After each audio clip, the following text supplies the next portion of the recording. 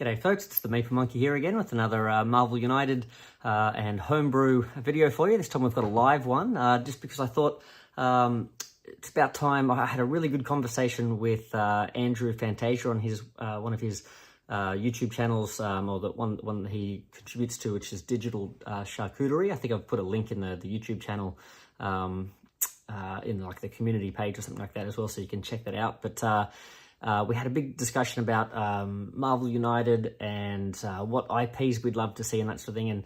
And through that, I talked a bit about the One Piece world and the One Piece work that a lot of people in the Discord community have been putting work into. So I thought I've been wanting, and I mentioned that I've been wanting to put a video together showing off all the stuff that they've been working on. And we just had Team NT arrive as well, so we did a little unboxing of that. That was really good fun. So I thought, yeah, it's about time. I finally got just about caught up with all the printing of all the stuff that the guys have been putting out. So I thought, yeah, let's dive in and show off some of this stuff as well. And I happen to be collecting the models for this to go along with this homebrew as well, so that you can use little figures that are sort of similar to the chibi Marvel figures as well that go along with the One Piece. I've been collecting like the gacha sort of figures that are quite tricky to get. You've got to sort of either live in Japan or sort of find websites and stuff that you know have the ones that you're after, because otherwise they're kind of like a collectible thing where you have to get the random draw sort of thing. So I've got a bunch of those because they're random draw. I've got a bunch of extra ones that a mate in Japan has been sort of going and collecting at the machines for us. So I've got a bunch of extra ones here that I can sort of give away for a lot of the heroes and villains and stuff that are in this content that we're about to see. So stick around for that if you, or don't have to stick around actually. The link is in the description of the video. Fingers crossed if I've got the right link for the survey in there. So you can go in there and just sort of answer some of the questions there. Mainly I've just got to get your name and like an email address, just so I can contact you later if you do win, and we'll do like a live stream or something like I did with a previous giveaway, where we'll do like a spin the wheel sort of thing, and the people that come up there I'll contact via email. So yeah, check that out as well. So and just a disclaimer about that, I've just in case people, with a giveaway video, there might be some dodgy people show up in the comments and stuff, asking you for money or whatever, pretending to be me. I'm going to be posting these. I'll cover the cost of the posting, even if you're international. So don't stress about that. So as long as the rules of that country or whatever allow me to send it to you or whatever, but I won't ask for any money. So don't, if anyone asks you for money as part of the giveaway, don't don't respond to them. Yeah. So anyway, let's get down to it and check out what Helios 23 and XNellyNell X on Discord have been putting together for you, doing a lot of hard work, and I've dabbled a little bit. I've sort of made a few little characters myself, so I'll point those out as well. But it's mainly been the work of these other guys. So I'm going to change the view here if we can, and we'll get down to it. So here we go. And yep, there we go. So let's shift down. We'll have a look here.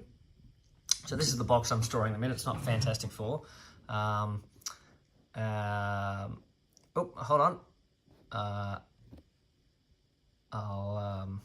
Yep, okay, so there we go. So we've got a little bit of stuff in the side there, but it's hopefully you'll be able to see everything here. Sorry, I've got my camera a bit funky there. So let's have a look. So what we've got here, just to start with, we've got a whole bunch of these locations. So these are locations that the guys have put together. So, and these are sort of just generic ones. They all help build out that world of One Piece. So we've got, and the first few here are these are sort of locations that are sort of tied to the backstories of some of the characters, or where you meet them and that sort of thing as well. So we've got the Baratier, which is like a floating restaurant that's out in the sea, and this is where they meet one of the characters here, Sanji. So I don't want to give too many spoilers away. I probably should have put that in the title of the video, like, you know, potential spoilers, but I won't try and give too much away. But yeah, so I won't go through too much detail with these, but I'll just sort of show you what the guys have put together. So that, yeah, this is a restaurant. It's got a little bit of a villain effect there and an end of turn effect as well. We've got the village that Zoro grew up in here, Shimotsuki Village. I don't know if I'm pronouncing that right. So, and I think this one is related to, I could be wrong, but Ishin Dojo might be the dojo in that village, or near that village, that Zoro was doing his training when he was a kid. I think that's what that is. We've also got, now there's a set here that are all tied to Luffy when he was growing up. So he grew up on this island, and they had this sort of big sort of wasteland of sort of wrecked ruins and wreckage and stuff here that the sort of the poor folk would be sort of scavenging in. And he'd go in with his mates and stuff and sort of hang out in that spot there. I'll just skip to, and it was in the place where there was this big sort of rich kingdom, and they sort of like sort of threw all their trash out into that the grey terminal area sort of thing, I think it was. So Goa Kingdom. And if we come back to that other one here, this is Party's Bar. I think this is where Luffy sort of hangs out with his pirate buddies when he's a little kid sort of thing. I think that's right. We have Mount Kalubo, which I think is just a big sort of landmark in that spot. I think that's what that was. And then Dadan's house. She's like a mountain bandit, or like a retired bandit or something that Luffy is sort of like raised by, and some of his like stepbrothers and stuff as well. So that's cool. And then we have Logue Town. So this is a town they sort of show up in. It's like a famous historical town where some big stuff went on there. Again, I don't want to get too much into spoilers, but there's a bunch of places that Nelly Nell X has designed to go around Logue Town. So you've got the, like, basically just Logue Town itself. Then you've got an arms shop, so like a weapons dealer that they visit there. You've got the marine base as well. There's a really cool character that sort of like you meet there, and he's pretty cool. So hopefully we'll design him down the track.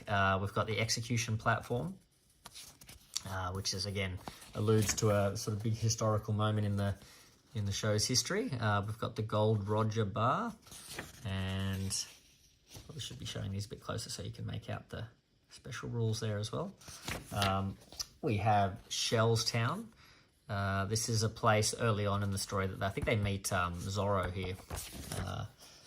And then we've got Fuchsia Village. I think this might come late. I think this might be where one of the characters hangs out for a while. I'm not sure. Fuchsia Village. Then we've got, I've shown this one off in one of the gameplay videos, I think, the Island of Rare Animals. It's a pretty fun one. This guy's pretty cool. He's like a pirate that gets like stuck in this treasure box. He's like marooned on the island because he can't get out of the treasure box. And we've got Kumate Island. I think this is one where one of the bad guys sort of gets marooned for a little while. And then we've got Mirrorball Island. So those are the sort of just general locations that you can use to sort of, you know, you can see there's tons there already. So they've really put a lot of work in that. It's a lot of locations you can really sort of get by playing One Piece without really touching the Marvel stuff. But of course, they're all interchangeable, so you can sort of mix these in with the Marvel ones and have a lot of fun with that too. So this is just the box that I'm storing all the One Piece stuff in. And here we have, I've got some other locations as well that are going to go with some of the villains. So we'll have a look at them in a little bit. But I thought we'll start with the heroes. So let's start with the main man himself.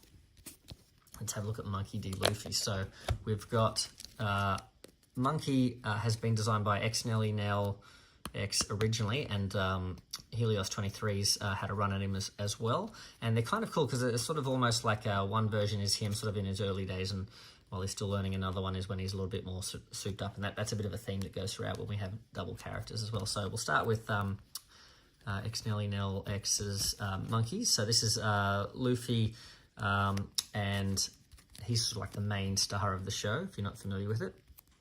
But he's got this sort of ability where he's basically made of rubber, and he's sort of got all these like elastic sort of powers, but he also, as he's just sort of growing up, or as he's sort of going through and getting experience, he's learning how to sort of like use his ability sort of for more and more powerful effects. So he's got this first ability that he learns is Gear 2. So he lets him sort of move to any location, gives him a star, but also like once this card is in play, he can sort of move to any location once per turn. And as long as this card is face up and is the most recent gear ability. So the idea with these gear abilities is you're building up power, but like you're sort of changing your ability over time. So while he has this one out, that's the ability you can do. If you get Gear 3, is your latest one that you've played, you can do 2 damage for each of your punches instead, plus it gives you a heroic there. We've got the Gear 4, so we're sort of building up. This is you ignore a damage every villain turn, if that's the most recent one that you've got. And then this is actually a end of bottom of your deck effect here. But this one's Gear 5, so this is quite cool because it's essentially, if you have this one as your most recent card in your storyline, then all of the face-up gear cards that you've used before this one, so you've got to time it right, but if you can get all of those other ones out before you play this one, then you get the benefit of all of them, because you get to sort of basically sort of use them all, plus you get a wild, which is pretty good there too. And then he's got some his basic sort of abilities here. You'll see he's sort of got a little bit of move, a little bit of heroics here, but he's mostly about punching. So you'll see moving and punching and stars, punch. So he's got a lot of punches there. And then I'll just try and keep these in order. Then he's got his general sort of wilds that all the characters have, which you can take out if you're playing in the sort of more difficult versions. Then he's got, if we have a look at, this is the sort of the newer version of Luffy here, so we can see he's still got, and what Helios 23 has done with a lot of these is he's done like a reskin with the art and that sort of stuff as well, but he's sort of kept the design mostly the same from Exnelli and LX's versions, but you'll see that he's tweaked them a little bit, so you'll recognize this is second gear, and it might be slightly reworded, but I think this is pretty much the same. You've got the star there, so this is the one where you can move. This is the one where you can do the 2 damage. Then you've got now you'll see, I can't remember actually, let's have a look. There's 4th gear in the previous one. 4th gear gives you a single punch in the previous one, whereas in this version he gets 2 punches with that ignore damage one. 5th gear is the same, you could sort of use all the abilities together with the wild, but then you'll notice he's got some extra abilities here. So he's got the warrior of liberation, because essentially Luffy goes around and sort of like he's rescuing people and stuff all the time. So distribute any combination of 2 of these symbols here, tokens from the pool to any number of heroes. Okay, so that's a good one. He's also got Gum Gum Rocket, so he can move to any location. And actually, I should have mentioned this one here. Actually is a little bit toned down, actually, because I think to make up for the fact that he's got some other better sort of abilities here. This one only lets him move to an adjacent location, whereas in the previous version he can move anywhere. So this one sort of gives you that ability, but once. So that's that one, the Gum Gum Rocket, and then he's got the Gum Gum Gatling, which is probably one of my favorite abilities of his in the show. He can punch 4 times up to 4 separate targets in your location, and then he's got just a handful, just a small number of these general cards, and then he's got his wilds as well. So you can see, whoopsie daisy. You can't see if the camera does that. He's got those, they've got that design sort of going throughout sort of thing. So Helios is kind of like built on the original design there. Let's have a look now at, we've got Nami. So again, we've got 2 versions of Nami. Here we go. So Nami, she's got a cyclone tempo. She can do a punch in each location, which is pretty powerful. She's got 2 of those. One of them's a punch, one's a heroic. Then she's got this mirage tempo. There's 2 of these. They do the same thing. So you cannot take any damage until the beginning of your next turn. At the end of the villain's next turn, you can move to an adjacent location. So that's not too bad. And then she's got a bunch of heroics. She's kind of like the navigator, and she has like these, she was given like a weapon that allows her to sort of control the weather sort of thing, or do weather effects. And she's got some of these here, like quite a few moving punches. She's always beating up the good guys when they're doing stupid stuff. So, and then again, she loves her treasure, and she's got her wilds there. So that's Nami. And then we can see that Nami is similar here with Helios 23's version. That previous one there was X-Nelly Nell X's version, and you can see X-Nelly Nell X has been able to sort of keep the chibi design on the front of these if you're sort of after more of that. Otherwise, Helios has got sort of more the I guess comic book art, or I'm not sure how you describe this, but we have Thunderbolt Tempo. So this is a different name, but the same effect as the Cyclone Tempo. And then you've got the Mirage Tempo, although I think this might have different symbols on the bottom. You cannot take any damage at the beginning of your next turn. At the end of the villain's next turn, you may move to an adjacent location. So that's similar there. And then we've got this, I think is a new one, Thunder Lance Tempo. So double punch in an adjacent location. And then, yeah, that's one that hasn't shown up in the previous one. Then we've got some of these basic abilities here. So, and you've got your, oh, and she's actually got a few extra single wilds as well. Okay, and then she's got her double wilds. So that's Nami. So she's the navigator. All right, so already that's like four, pretty much two characters, but two different versions of them. So four characters there. Now we have Zorro. He's like the swordsman of the group.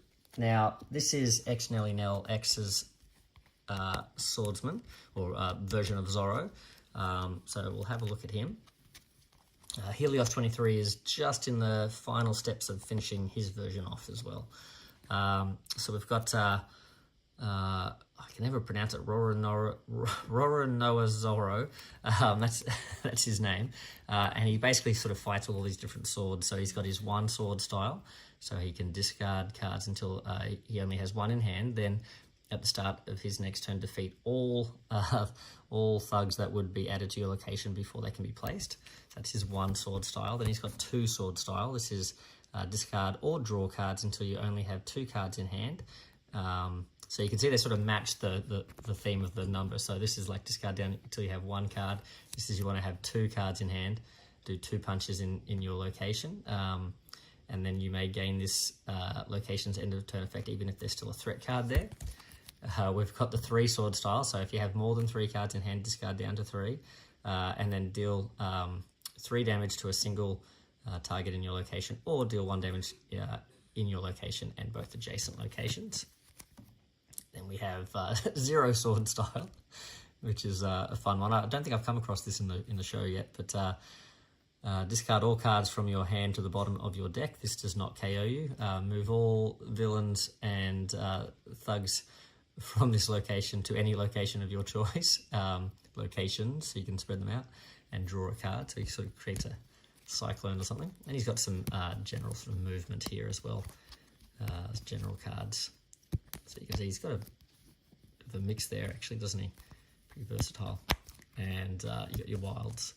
He's lifting up the giant barbell there with his feet. Okay, so that's Zorro. And now we have the, he's kind of like the coward, the comedic, one of the comedic sort of characters. This is Usopp. He's kind of like a, but he's, you know, he's cowardly, but he always comes through in the end sort of thing. So we've got, he's got a starting hand card here. This is his presence sensing. So as long as this card remains face up in the storyline during a hero turn, you can use one of your punch actions in another hero's location. So that's pretty good. And then he's got 3 of these, the Black Kabuto, which is his sort of like slingshot thing. He deals 2 punches in the opposite location. So he really likes to be very far away from any danger. So he shoots from afar. So he's got 3 of those. And then he's got some movement, some stars, movement and stars. So he's got a lot of movement there to sort of get away from danger. And you'll notice he had a lot of movement on his Kabuto things there as well. So that's the original version of Usopp by Nelly Nell X, and we'll just slide that around there. There we go. So that was original Usopp. Now we have this is Helios 23's Usopp. So you'll see he's got some different abilities here. He's got the Haki. As long as this card is face up, and I think I might have misprinted this. I think this is supposed to have a starting hand card. I'm not sure. As long as this card is facing up in the storyline during your turn, one of your heroics or stars can be performed in an adjacent location. Then we've got the tactical maneuver. So this turn you can treat all heroic and punches and perform all actions in adjacent locations. Okay, sorry, you can treat heroics as punches and do it in adjacent locations. That's pretty cool. Tactical maneuver. He's got the Green Star Devil, deal 2 punches in the opposite location. So that's similar to the that Kabuto attack, I guess. And he's got 2 of those instead of 3. He's also got this Green Star Impact Wolf, deal 2 damage to a single target in an adjacent location. If the target is a villain or a henchman, cancel their BAM on the next turn. And then he's got a couple of these different actions here. Move and punch, a couple of stars. Okay, and you get the idea. He's got his wilds. So that's Usopp, the sort of more trained up version of him, I guess. And then this is I think this is the first one I'm showing off of one of my designs. This is Sniper King. Who's probably one of my favorite characters in the whole show. You might notice he sort of bears a resemblance to a certain character here. And he hails from the land of snipers. He's got a special rule card, which I'll get into in a sec, but Sniper King, he's basically sort of an alter ego of well, spoilers of Usopp here. And when he turns up, the show sort of goes into this like action hero sort of theme song type of thing. This sort of breaks the fourth wall type thing and goes into this sort of thing. This plays this video montage sort of thing of the introduction to like a TV show based on Sniper King, and then when it cuts back to the rest of the show, it's just Usopp there sort of singing to himself. So I really like that he's got this. So one of his cards here is that he's basically singing this song to himself the whole time. So as long as this card is face up in the storyline, gain a heroic at the beginning of your turn, because it basically thinks he's a hero. And there's 2 really dumb characters who don't recognize that Usopp is Sniper King is actually Usopp, so they're actually really impressed with Sniper King. So you get two heroics instead of the one if those 2 characters, Luffy and Chopper, are in the location with him. So that's a fun one there. And these are like the lyrics to the song. So like, oh, the wind carries my name, and then from Sniper Island far away. So this is one that sort of is about the fact that he's from Sniper Island, so another starting hand one, as is the theme song one. So as long as this card is face up in the storyline, all of your punches may be used in adjacent locations. Then he's got There Is No Escape, deal 2 punches in the opposite location, because I wanted to sort of pay tribute to the Kabuto attack design that Nelly Nell X had originally come up with. And these are sort of lines from the song as well, There Is No Escape. And then probably my favorite line from the song is Lock On. So whenever he's singing Lock On, it's always like targeting like a mouse or a pigeon or something like that. So he's got this ability that lets him attach lock-on tokens to villains, henchmen.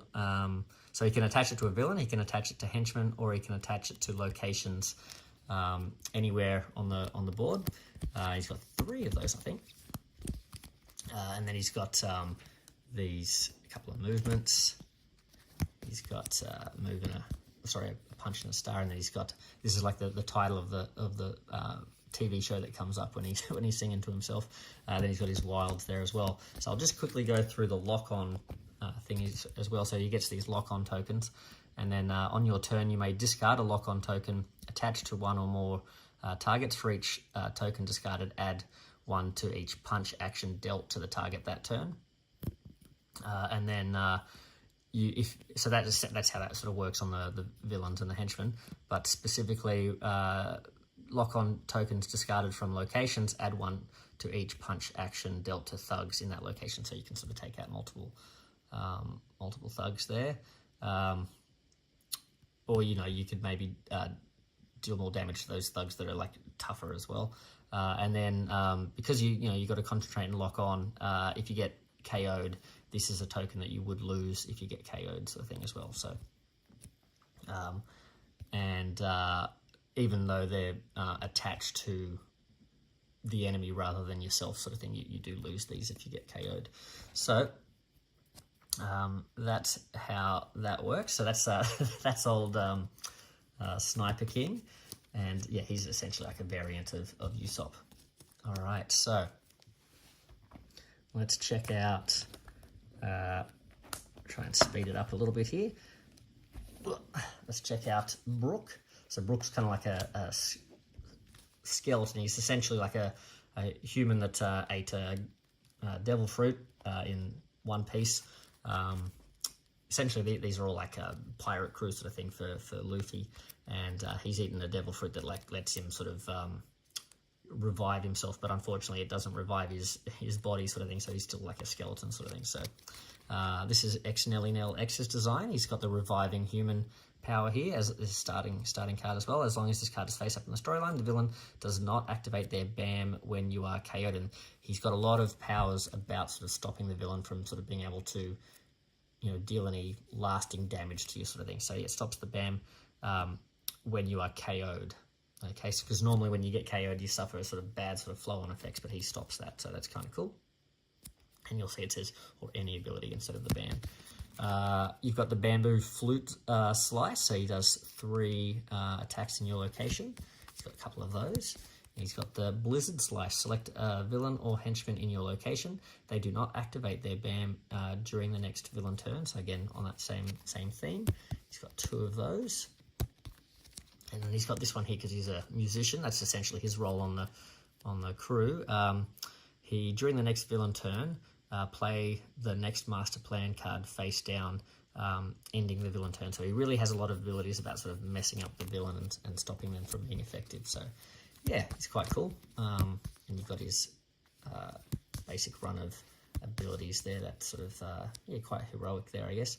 And he's got a couple of his wilds there. So that's Brook there, and then we've got his Helios 23 treatment as well. So, and this is quite similar. I think Helios 23 was very impressed, I think, with this design. So I don't think he changed much at all here. So he's got the Revive Fruit, which is essentially the reviving human effect.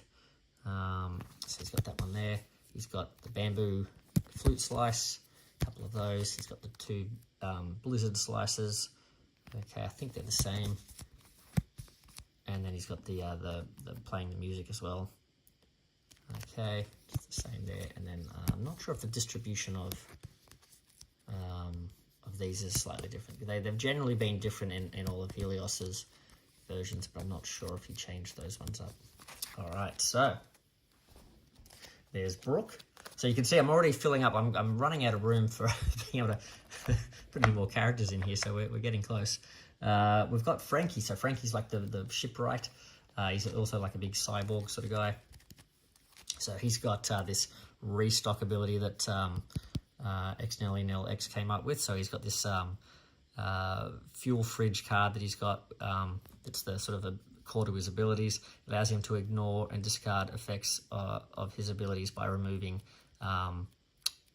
heroic tokens from the fuel fridge. Frankie or any other hero, if they're in his location, can spend heroic actions to add a heroic token to the fuel fridge, because essentially he runs on cola. He likes drinking cola. The fuel fridge can never have more than 3 heroic tokens on it. If the fuel fridge is flipped face down, it loses all tokens currently on it. Frankie or any other hero in his location can spend 2 actions to flip the fuel fridge card back up. Doing so adds 1 heroic to the fuel fridge. So that's the rules for how that works, and we'll see. Here's the fuel fridge itself. Place 3 tokens on this card. As long as this card remains face up in the storyline when you would discard a card due to your abilities. So a lot of his abilities are going to be, you know, you have to sort of take some damage unless you can get the fuel out of here. You can remove a token from this card instead. So let's have a look at some of his abilities here. He's got Armored Me. As long as this card remains face up, this is another starting hand card. You may ignore 1 damage during each villain turn. You may remove 1 heroic token from the fuel fridge to ignore an additional damage. And also, this is quite good to have in there, because if you can ignore a damage each turn, maybe you feel like you can afford to take a damage here or there without having to use the fuel and stuff, I guess. But yeah, you can play a dangerous game that way. Let's have a look at these cards that are going to sort of cost him some health here. He's got discard a card from your hand to the bottom of your deck to deal a punch in 2 different locations. Okay, he's got the movement. This is his Destroyer Cannon. Then he's got the Frankie Destroyer Cannon, yeah, essentially the same thing there. He's got the Strong Right, so you've got this giant fist that flies off. Discard 1 card from your hand to the bottom of your deck. Okay, punch an enemy in any location. If the villain was damaged by this, you may move them to your location. So it's kind of like a Scorpion, you know, you get over here sort of thing, and he's got 2 punches there too. So you can punch him, bring them to you, and then punch him again. So that's kind of cool. He's got 2 of those, and then he's got Beans left. Discard a card from your hand to the bottom of your deck. Punch up to 4 targets, because he basically blasts them with this little machine gun in his hand in a single location. My goodness. It just says in a single location, so it doesn't need to be his location either, so you can hit them from a long way away. Beans left. And there's a couple of different symbols on there, isn't it, too? And then he's got the Frankie Centaur. Discard 1 card from your hand to the bottom of your deck. If the villain is in your location, they can't move or use their BAM during the next turn, because they're so overwhelmed by this amazing ability. And then we've got the Coup de Vent. Discard 1 card from your hand to the bottom of your deck to move any number of villains, other heroes, or the tokens from your location to either adjacent location. So wow, that's that's pretty versatile. And then he's got basically all of his stuff is some sort of special ability, isn't it? He doesn't have any some basic cards, so he's a real sort of unique character, fun one there. And then so we've got a similar thing here. We've got the restock for Helios 23's version. Just hold that up. You can have a read of that to see if it's any different. I don't know. I don't think it is. You got the fuel fridge, and you've got the Armored Me, just with different art and stuff here. Okay. Then you got the Frankie Cannon. I think that's the same. Frankie Cannon again. Strong Right. I think that's the same. Yep. And we've got Beans left. Yep, it looks like it's the same as well. Got the Frankie Centaur. Okay.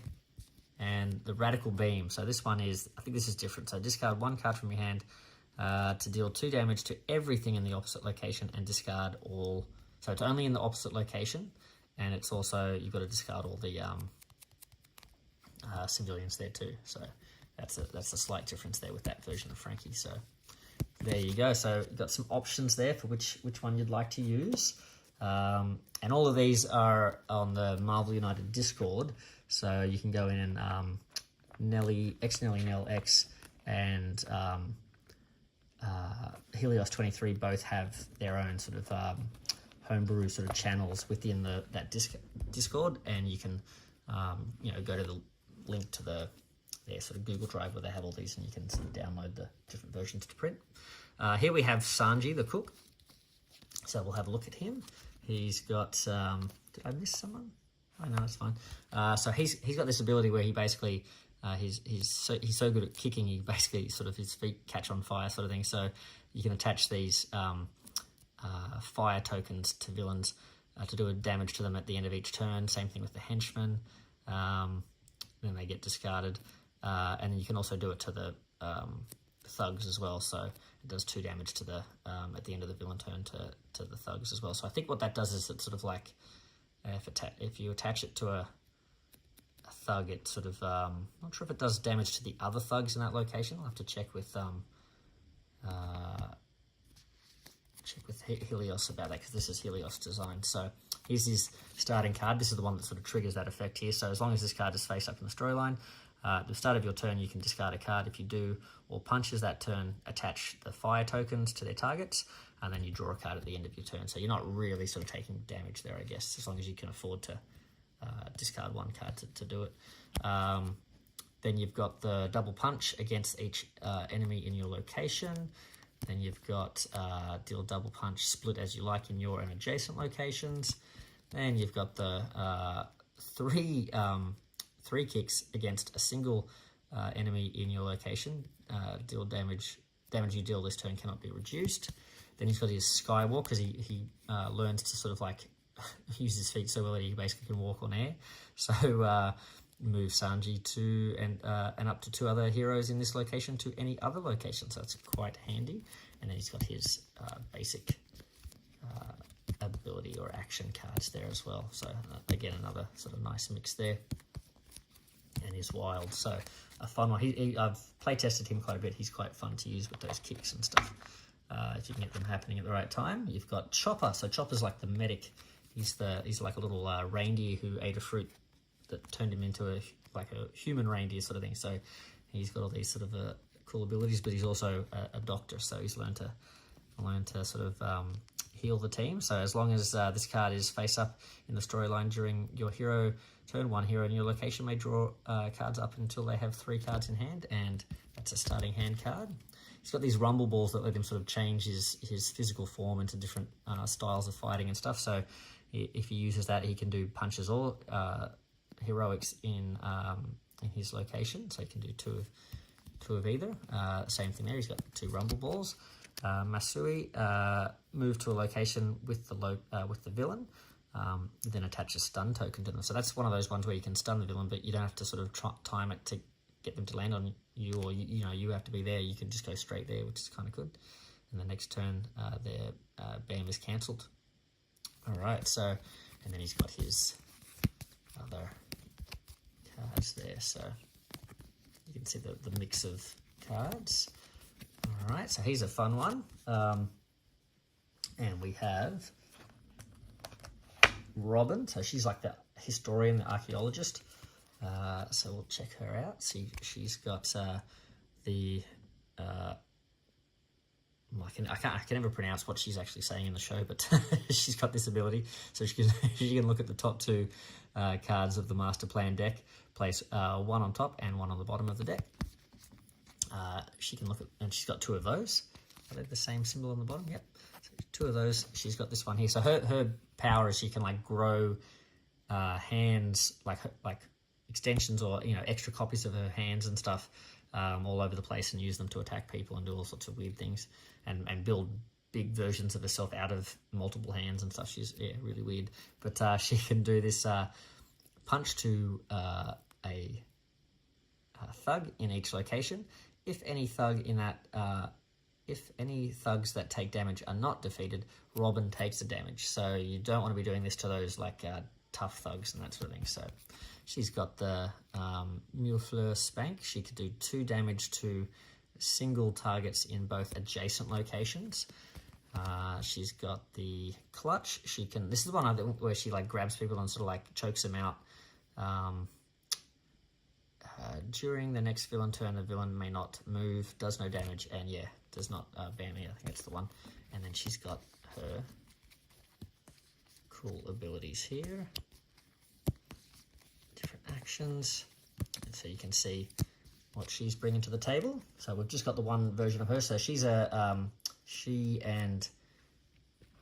think she and Sanji and Chopper, they're all Helios 23 designs there. And another, speaking of Helios 23 designs, this is Jinbei. Now, this is a slightly older version because I think Helios has... hello, hey, Nelly Nell. This guy is, I think he's updated the art. So even though the art looks really cool, he's done a slightly updated art version as well. So this one here, we're just going through all the content that you guys have been doing for the last a few months, I guess. So finally time to do a deep dive. So yeah, enjoy. Although you know everything already because you've seen it all, you've designed it all. But we've got Shark Skin Palm Block here. So this is, as long as this card is face up in the storyline, you may ignore 1 damage during each villain turn, and that's his starting hand card. And we've got Water Shot. You may use punches in adjacent locations this turn.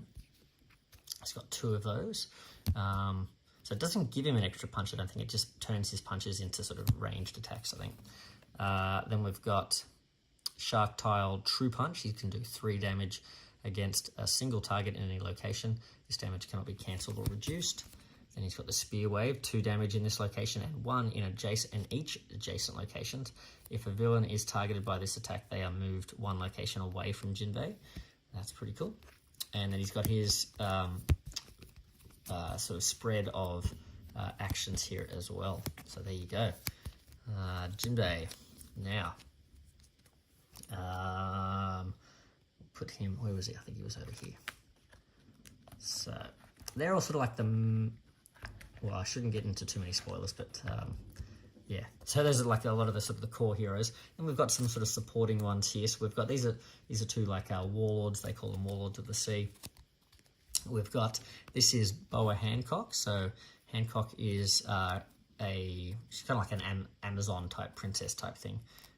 So she's got her power is she can like turn people to stone with her love beam, sort of make them so enamored that they get turned to stone, sort of thing. A bit like she's got the whole Gorgon thing going on. So love beam, so love beam. So during the next villain turn, cancel all villain movement and the villain's bam and any special effects. So she basically sort of does like a stun sort of ability, but this one is I don't think the normal stun, I'm not sure, I don't think the normal stun cancels special effects. This one is like a souped up version of that. And by the way, she is an anti-hero, so I think this might be our only anti-hero that we've designed. So this is designed by Helios 23, but this is her as a good guy. So she's got the wild there. She's got 2 of those love beams. She's got the slave arrow, which she fires 3 punches in the adjacent location. For each thug defeated with this ability, you gain tokens. And then she's got Pistol Kiss, so she does 2 damage against a single enemy in the opposite location. If the target is a villain or a henchman, they do not bam. So this one's kind of good against the little jabronis, and this one's good against the big guys. Yeah, they don't bam on the next turn.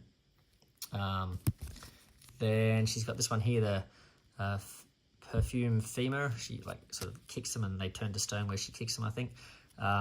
2 punches against a single enemy in your location. If the enemy is a villain, they may not move during the next villain turn, so you sort of trap them and keep them in the one spot. And then she's got her spread of actions there. So that's Boa Hancock. She's sort of, well, again, no spoilers, but she's sort of like, she's sort of on both sides of the, good guys and bad guys at different points. So let's have a look. Now, this is Law. He sort of comes into it. He's sort of, he's like a rookie sort of pirate captain, and he sort of works his way up the ranks sort of thing. So, yeah, he's got these room tokens, and a lot of his abilities work off these. So I'll just let you have a read of that, because I'm conscious of like how long this video is taking, so I won't go into too much detailed reading all of that, but you can have a read of that yourself. And then let's have a look at the room cards, because he's another one a bit like Frankie where everything is different. So he's got the room card here. As long as this card is face up in the storyline, once per turn, Law may use 1 or more heroics to place the room things. So essentially he puts this like big bubble around him, and in that bubble he can sort of control and manipulate matter however he wants, to like rearrange people's bodies and do all sorts of weird stuff. So these room tokens essentially like represent creating this bubble around yourself and spreading out to multiple locations as well. So let's have a look here. You can deal double punches to a single target in a room location. If the target is a villain, they may not move during the next turn.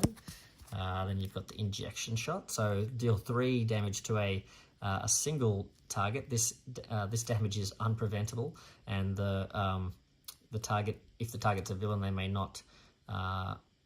You may move them to an adjacent location. And this one, interestingly enough, does not trigger off the room ability.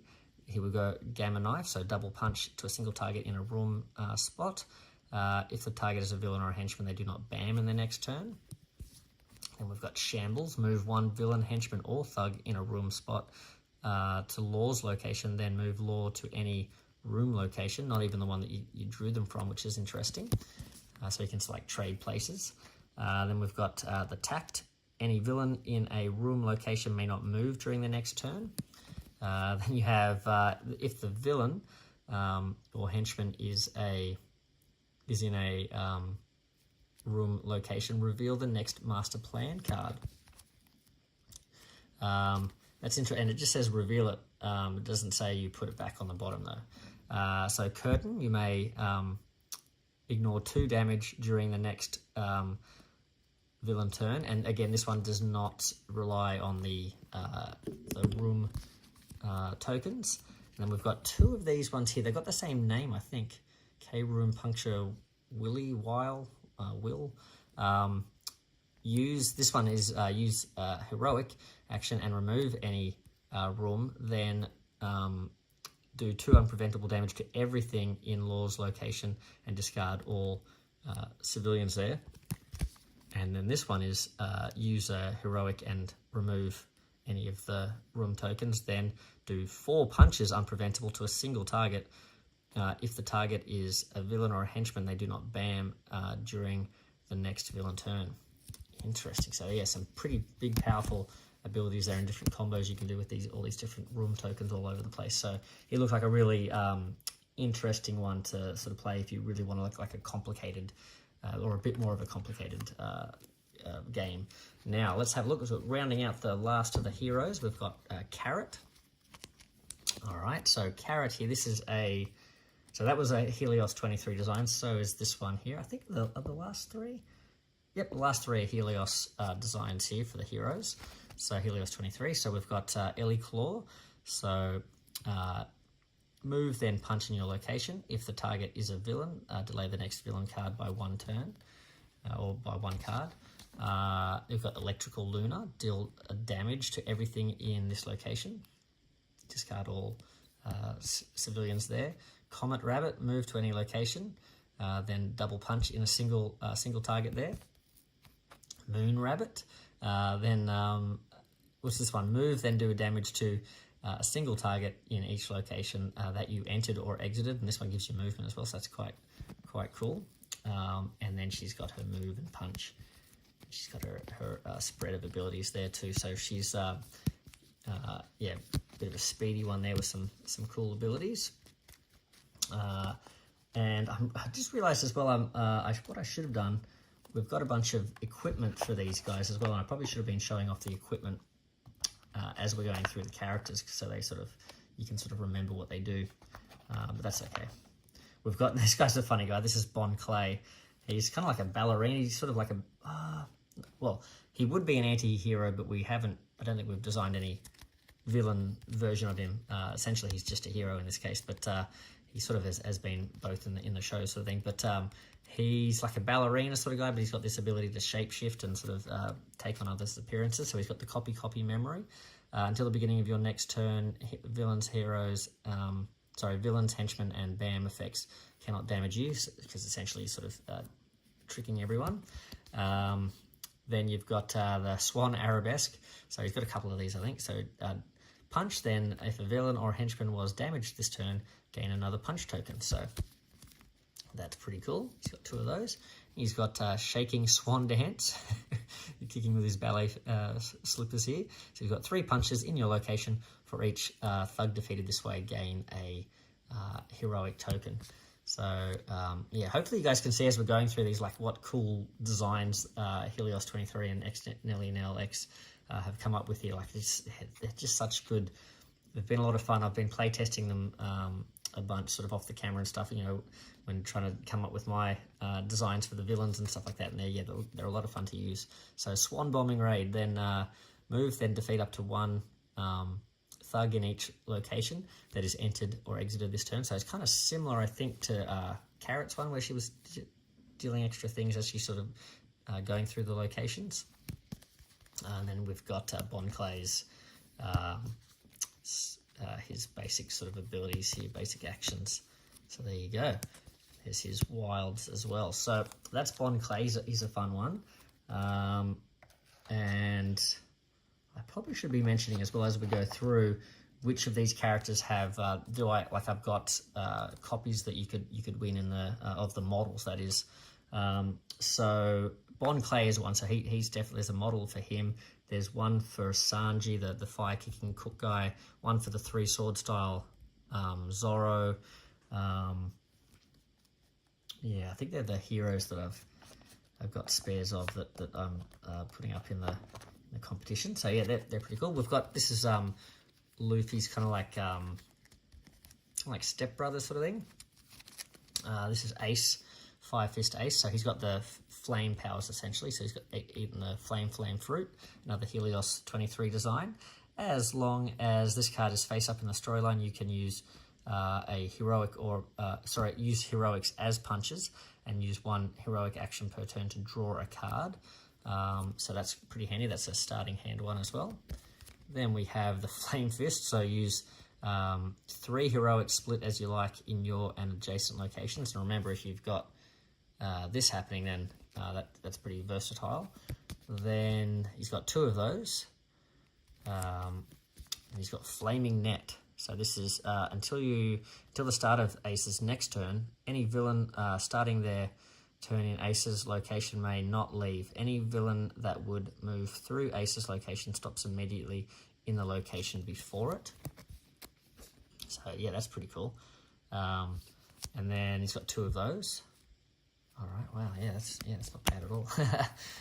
Not sure if I've used Ace yet, so yeah, no, I don't think I have. Don't think I've used him yet. So that one, that ability sort of like impressed me a bit when I was reading that just then. So there you go. Yeah, Fire Fist Ace. So I think that might be. I think that's all the heroes. But you can see, I mean, that's a ton of heroes. So we've got what have we got? 1, 2, 3, 4, 5, 6, 7, 8, 9, 10, 11. 12, 13, maybe 14, I think, unique heroes, and then some of these ones here, there's like 2 of each sort of thing as well, so, or 3 in the case of Usopp there as well, so that's a lot of heroes. Now, going along with the heroes, we've got the companions. So if you remember in the season 3 of Marvel United, they added the rules for pet companions. Well, so that we've taken that idea and made some companions essentially. So one of the companions is quite fun. It's the actual the ship, their original ship they were sailing on, which is the Going Mary.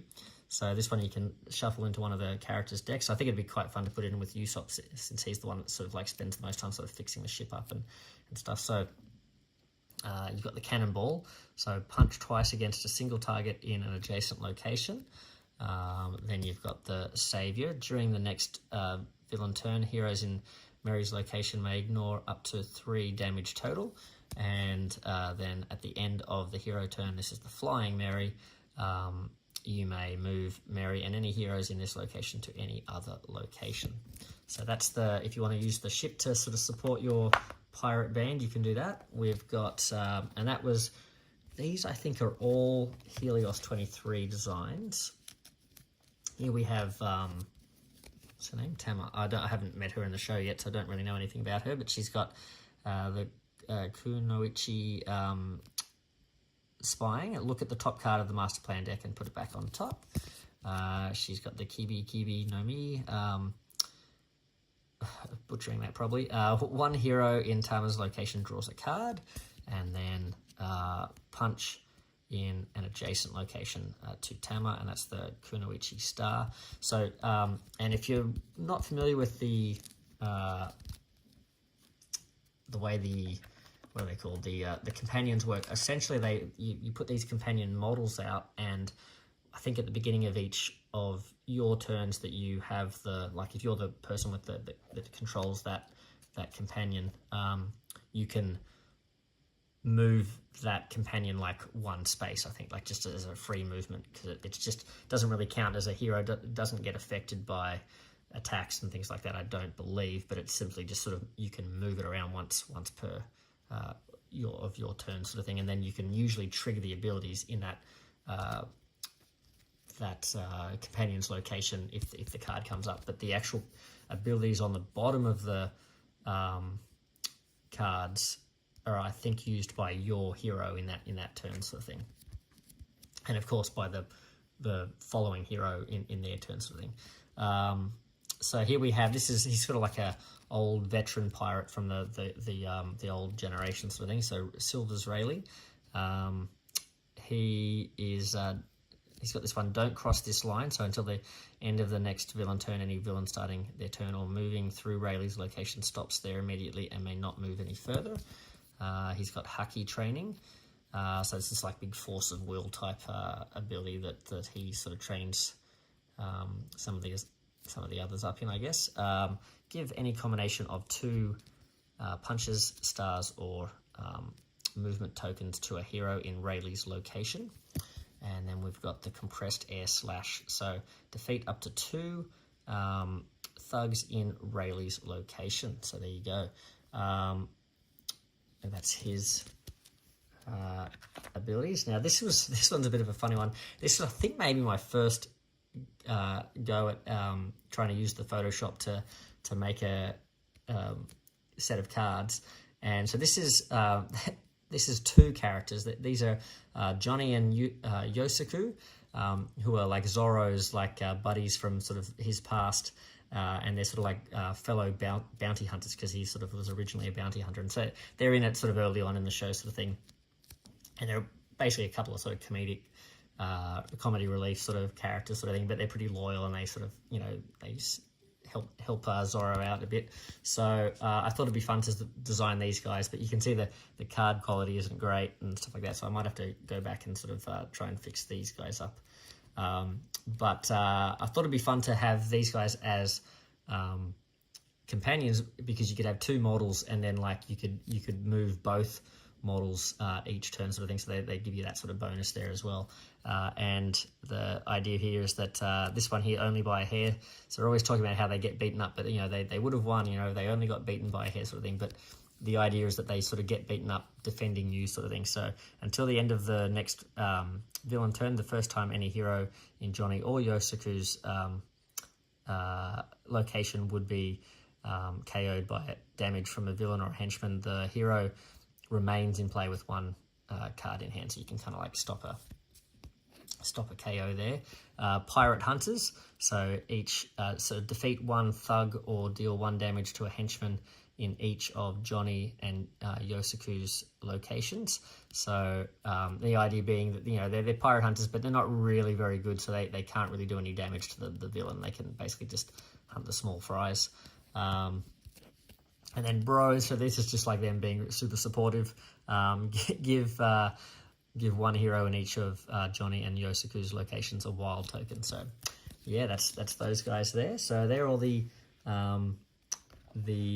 companions. So the only one, so they're all designed, I think, by Helios 23. Only ones that were designed, they were actually designed by myself, were Johnny and Yosaku there. And I think the last thing, I was going to show off all the villains, but I'm just conscious of the time. This has already gone for an hour. So what we'll do, I'll do another video with the villains, and what we might even do is when I do the draw for the giveaway, that's when I'll do the next video, sort of thing. So I'll show off the villains then. I think that might be the plan. But I just wanted to show these off. I won't go into too much detail with these, but these are all the ability cards, the equipment cards that the heroes have. So you can see if you like this idea of like the One Piece Homebrew, it's really got everything for you up to date. You know, it's got heroes, villains, anti-heroes, and it's got equipment cards too. You know, which is something coming in the new Marvel United Multiverse Season 3 sort of stuff. So we've got Soul Solid. So this is Brooks' sword that sort of like has freezing powers. So you can see what that does there. Again, I won't read these. I'll just hold them up to the camera so you can check them out yourself. General Frankie. So this is him like in his big sort of giant mecha suit. His like most armored form. It's quite cool. I was just watching that recently in the show when that first appeared, so that was quite fun. That was that Wado Ichimonji. Now, this is Zorro's, like, one of his swords, I guess, or something, but Helios 23 is actually designing a version of Zorro where he has 3 different, the 3 different swords as well, so that's quite cool. Then we've got Luffy's signature straw hat, which is what his pirate band is named after, the straw hats. And we've got we've got 2 Kabuto. So this is X Nelly Nell's X's Kuro Kabuto that he uses, and then you've got the Helios 23's version, which is like a later version that he gets as well. So I'll just hold that one up there for a little bit. Hopefully you can read that.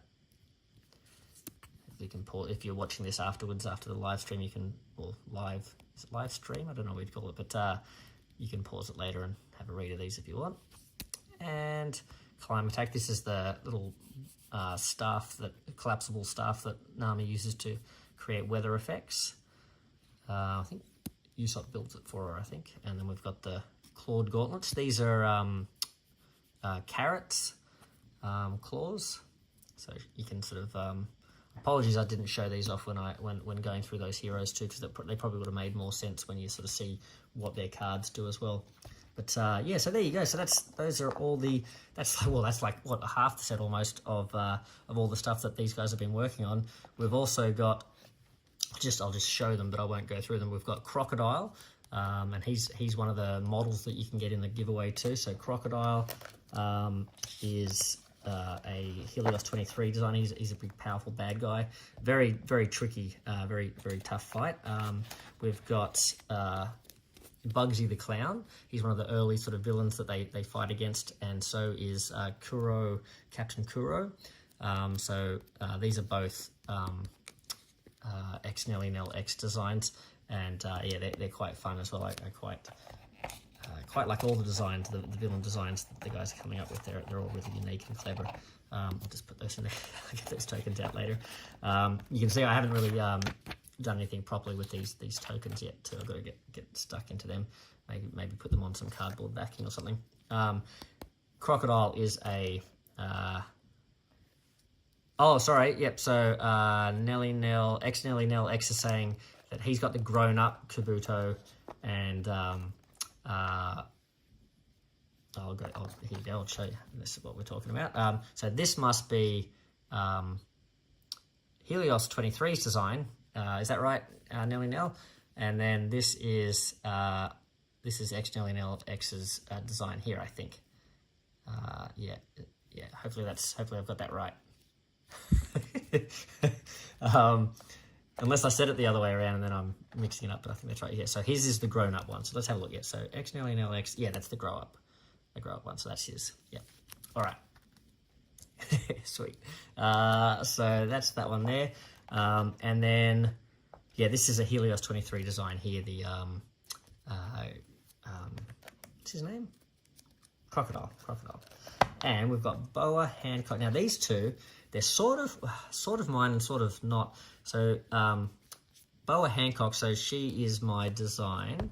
We'll go into her, like all of them, later, but she's my design. But Helios did the hero version, which you already saw. And then this is Arlong. He actually was one of my first sort of designs where I was sort of coming up with rules, but the actual graphic design, like I didn't build this at all. This was I sort of sent through my ideas for the rules, and then Helios 23 very kindly put the actual set together for me, and it wasn't until after that I started trying to sort of learn it myself and sort of be able to sort of design some of the cards as well. So I think I'm not sure I think so. Maybe I must have designed these guys after I worked on Arlong. I can't really remember because or maybe I was dabbling with these, but maybe I was having a hard time trying to build villains or something. But either way, yeah, this was one of the Arlong was one of the earlier designs because I didn't do any work on the actual card design there. So yeah, well, anyway, thank you very much. We've gone over an hour now, so yeah, I won't look into the villains. I won't go through their rules yet. But rest assured, we'll also play through these guys as well. So that'll be a lot of fun too. And you can check out the locations that have been designed to go with them and that sort of thing as well. So that's quite cool. Like I said, there is a giveaway. So that's in the link to the survey. To enter that is in the description of the video as well. And there's just a couple of questions there about you know, what your favorite hero might be and that sort of stuff, and what other IP you'd like to see done and that sort of thing as well. But essentially, the actual draw, what I've got is I've got a list of like spare sort of doubles that I had, so I'm going to give them away. And so this will be the breakdown. So the first prize will be Zorro, so a copy of Zorro, Sanji. There's a character called Rosinante, Doflamingo, Rob Lucci, Drake, Crocodile, and Bon Clay. Now, we don't have rules yet for Rosinante, Doflamingo, Lucci, or Drake, but we do have rules for Zorro, Sanji, Crocodile, and Bon Clay. And you know, I'm hoping that we can get some rules for these other ones. You know, otherwise you just you get some cool models anyway. So that's 8 heroes, I think. 1, 2, 3, 4, yep, 8. Not heroes, 8 models there. If you win first prize, second prize will get Zorro, Lucci, Drake, Crocodile, and Bon Clay. So that's 5 there. Third prize will get Drake and Crocodile. And then I have fourth prize will get a copy of Crocodile. So either way, all 4 categories get a model of a character that we do have a design for, and that is Crocodile, who you can see here. So that's there. So yeah, good luck everyone with that. I guess I'll do the drawing of that during the next video when we show off the villains. But I guess I'll leave the competition up for a couple of days at least, and then I'll turn it off however you turn it off, or, you know, or cut it there or whatever it might be, and get that list of names so we can put that into like the spinner wheel thing. So, and I thought I'd just show before we go, so just so you can get an idea of what they look like here. So that's what the characters look like. So the advantage of these two is that they're the right sort of size. They're a very similar size to the Marvel United stuff. And they're fully painted, so you don't have to worry about doing any painting. And whoopsie daisy, that's the second time that's happened, sorry, giving you whiplash. We'll say that the fourth prize winner, this is a set that my kids had already opened, so full disclosure, one person will be getting a set that is open, all the other ones are like sealed in the plastic, and I had to sort of like really use a torch on my phone to find out who was inside each one, sort of thing. But I did confirm that all those names are correct. But I'll just open this so you can see what the model looks like and the detail and stuff. So you sort of put them on these little stands here, and this is Crocodile here. So yeah, he's quite cool. So pretty detailed model. It's got that sort of chibi style, and yeah. So hopefully, if that looks like something you'd like to win, yeah, feel free to enter the competition, and yeah, good luck. So, all right, well, thank you very much, guys. I better hit the road because it's pretty late here, but I hope you enjoy watching this down the track, and hopefully that gives you a good sense for all the hard work that's gone into the design by these guys in the Homebrew community. So yeah, anyway, me for Monkey out. See you guys.